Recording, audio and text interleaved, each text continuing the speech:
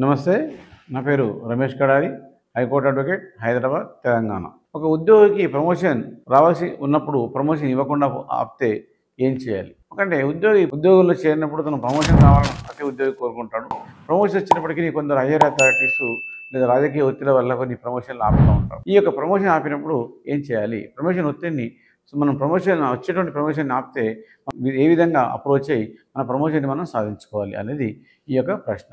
అంటే ఒక ఉద్యోగికి ప్రమోషన్ వచ్చినప్పుడు ప్రమోషన్ రావాల్సి ఉన్నప్పుడు ప్రమోషన్ ఇవ్వకుండా ఉన్నట్లయితే అతను ఏం చేయాలి అంటే అతను యొక్క ఏం లేదు, ఏ వ్యక్తి అయితే ప్రమోషన్ రావాలని కోరుకున్నాడో ప్రమోషన్ వచ్చినా కానీ ప్రమోషన్ ఇవ్వకపోవట్లేదు, అప్పుడు మనం ఒకటి హైకోర్టును మనం సంప్రదించాలి. అంటే హైకోర్టులో మనకు ఈ యొక్క రిట్ ఆఫ్ మాండమస్ అనేటువంటి పిటిషన్ ద్వారా హైకోర్టులో మనం వేసినట్లయితే ఏం తెలియజేయచ్చు?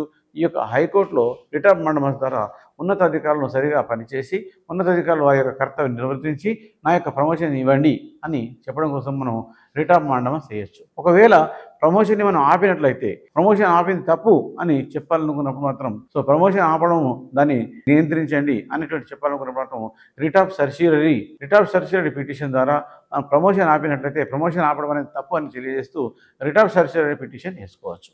అంటే ఒక ప్రభుత్వ ఉద్యోగికి తనకు రావాల్సినటువంటి హక్కు ద్వారా రావాల్సింది ఈ యొక్క ఆర్టికల్ 14 and 16 ప్రకారంగా అతను సాధించవలసిన ప్రమోషన్స్ అన్నిటికీ అతనికి సహకరించాలి.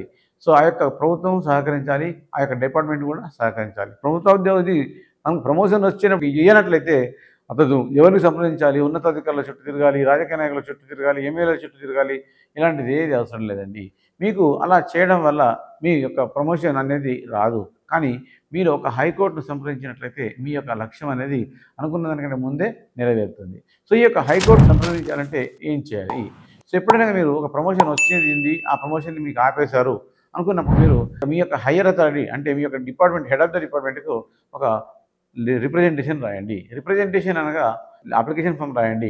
నేను సో అండ్ సో ఇయర్లో జాయిన్ అయ్యాను, నా యొక్క సర్వీస్ విధానం ఈ విధంగా ఉంది, నాకు సర్వీస్లో ఈ సంవత్సరం ప్రమోషన్ రావాల్సి ఉంది, ప్రమోషన్ని మీరు ఆపుతున్నారు, ఈ ఆపడం అనేది నాకు చాలా నష్టము, నా యొక్క ఫ్యామిలీ ఈ ప్రమోషన్ కోసం చాలా ఎదురు చూస్తున్నాను, అంతేకాకుండా నాకు ప్రమోషన్ ద్వారా గౌరవం కూడా పెరుగుతుంది, నా గౌరవం పెరగకుండా మర్యాద పెరగకుండా ఈ యొక్క ప్రమోషన్ నన్ను అడ్డుకుంటుంది అనే విషయాన్ని మీరు రిప్రజెంటేషన్ ద్వారా మీ యొక్క డిపార్ట్మెంట్కు అనగా హయ్యర్ డిపార్ట్మెంట్కు పూర్తిగా క్లియర్గా ఈ యొక్క అప్లికేషన్ ఫామ్ ద్వారా తెలియజేయాలి.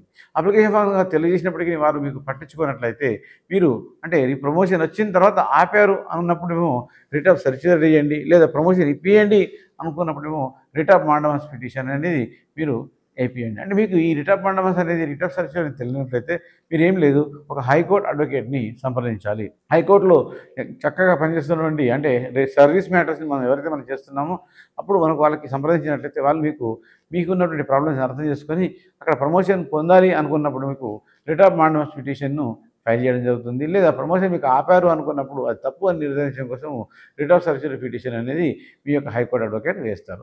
ఇది వేయడానికి మీకు ఎన్నో సంవత్సరాలు నెలలు ఏం పట్టదు. చాలామంది ఉద్దేశం ఏంటంటే ఎప్పుడైనా కోర్టుకు వెళ్తున్నప్పుడు హైకోర్టు లాంటి కోర్టుకు వెళ్తున్నప్పుడు సంవత్సరాలు పడుతుంది, నెలలు పడుతుంది, ఎప్పుడన్నా అయిపోవచ్చు అట్లా అనుకుంటారు. కానీ చాలా తప్పండి, అది అనుకోవడం అవసరం లేదు. మీరు ఈరోజు చేశారంటే రేపు లేదా ఎల్లుండి మీకు బెంచ్ మీకు వచ్చి ఆర్గ్యుమెంట్కి వస్తుంది, అప్పుడు మీకు ఆటోమేటిక్గా మీకు ఈ పని అయిపోతుంది. లేదు కొన్ని సందర్భాలలో మీ యొక్క డిపార్ట్మెంట్ వాళ్ళు ఆపుతారు, అంటే వాళ్ళు కౌంటర్ చేయడం ద్వారా మిమ్మల్ని ఆపినప్పుడు మాత్రమే కొంచెం టైం తీసుకుంటుంది. అప్పుడు 6 నెలలు టైం తీసుకోవచ్చు, లేదా కొంచెం ఎక్కువ తీసుకోవచ్చు. అంతేగాని మీకు పిటిషన్ వేయడం మాత్రం జస్ట్ 3 రోజుల నుంచి 4 రోజుల బెంచ్ మీకు రావడం, ఆర్గ్యుమెంట్ చేయడం అంతా కూడా కంప్లీట్ అయిపోతుంది. కాబట్టి ప్రయాస కోసం కూడా ఉంటుంది, చాలా ఖర్చు అవుతుంది, సంవత్సరాల టైం పడుతుంది అనేటువంటి ఆలోచనలు ఇప్పటికీ కూడా చాలామందిలో ఉన్నాయి. కానీ అలాంటి ఏం లేదు. మీరు లోయర్ కోర్టుకు రావడం కంటే హైకోర్టుకు రావడం మాత్రం చాలా సులభమని నేను చెప్తాను. జస్ట్ మీరు హైకోర్టుకు వచ్చేటప్పుడు మాత్రం ఒక అప్లికేషన్ ఫామ్ని కంపల్సరీ కంప్లీట్ చేసుకొని ఆ అప్లికేషన్ ద్వారా మాత్రమే హైకోర్టుకు రాగలుగుతారు, లేదా డైరెక్ట్గా వచ్చి మీరంటే అది చేయడం వీలు కాదు. ఇప్పుడు ఈ రిప్రజెంటేషన్ ఉన్న బేసిస్ వస్తుందని మీకు ఉన్నతాధికారులు పనిచేస్తలేరు, లేదా ఉన్నతాధికారులు మీ యొక్క ప్రమోషన్ ఆపారు అనేది మాకు తెలుస్తుంది. దాంతో మీ యొక్క పిటిషన్ అంటే రిట్ ఆఫ్ మాండమసా రిట్ ఆఫ్ సర్క్యులరా అనేది చూసుకొని తయారు చేసి పిటిషన్ వేయడం జరుగుతుంది. దాంతో తప్పకుండా మీకు రావాల్సిన పర్మిషన్ ఉంటే తప్పకుండా ఆర్డర్ జడ్జి గారు ఇస్తారు. ఎందుకంటే మీకు అన్ని అర్హతలు ఉన్నాయి, మీరు ప్రమోషన్కి ఎలిజిబిలిటీ ఉన్నారు అని ఏదో విధంగా మిమ్మల్ని ఆపుతున్నారు అని అక్కడ ఉన్న విషయం చాలా మీ యొక్క డాక్యుమెంటే మీ యొక్క విషయం తెలియజేస్తుంది.